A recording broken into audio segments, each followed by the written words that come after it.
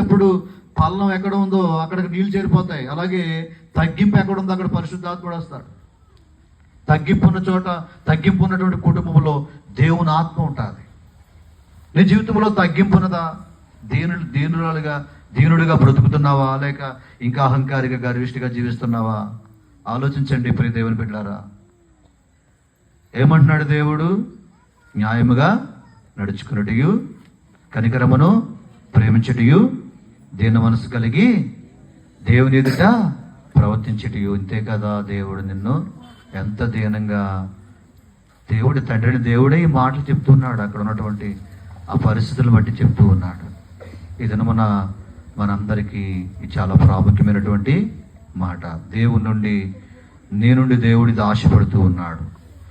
ఇలాంటి మనసు నీ జీవితంలో ఎప్పుడైతే ఉంటుందో అప్పుడు నీ ఆరాధన ప్రభువుకు చేరుతుంది.